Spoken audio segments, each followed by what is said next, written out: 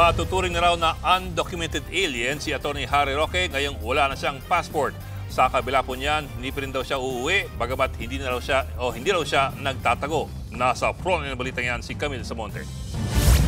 Klaro, hindi inaresto si Atty. Harry Roque. Malaya pa rin siya, pero limitado na ang kakayahan niyang bumiyahe dahil kanselado ang kanyang passport. Para yan sa kaso niyang qualified human trafficking kaugnay ng illegal na pogo operation sa Porac, Pampanga. Dahil dyan, humiling ang ating gobyerno na mapasailalim si Roque sa red notice ng Interpol. Pero para kay Roque, sa akin, walang epekto sa akin talaga yung cancellation of passport.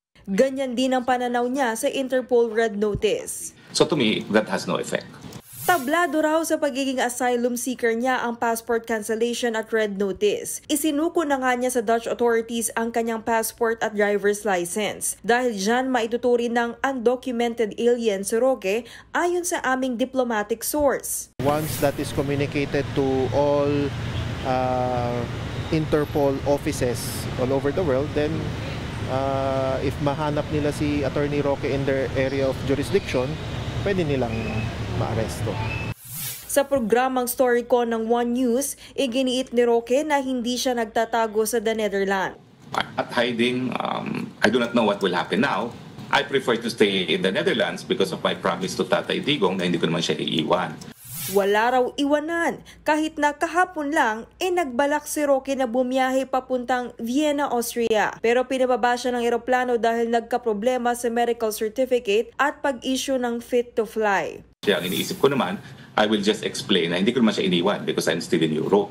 Ayon sa Department of Justice, standard process na dapat naroon ka sa bansa kung saan ka nag-a-apply ng asylum. Ibig sabihin ba niyan ay nabigo ang asylum application niya sa Netherlands kaya sa Austria naman siya susubok? Paglilinaw ng dating presidential spokesperson, No, it is not a rejection.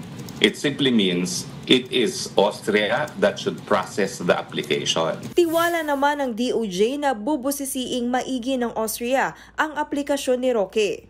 If you are being charged criminally before the court for a particular offense, that to me does not amount to political persecution.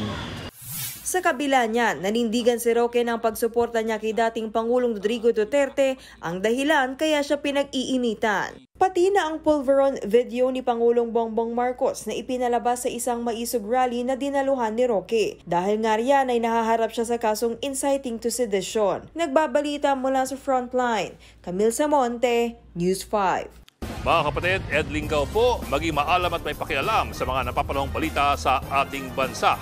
Para sa mas malilimang pagtalakay at paghimay sa mga issue at headlines, mag-follow at mag-subscribe sa social media pages ng News 5.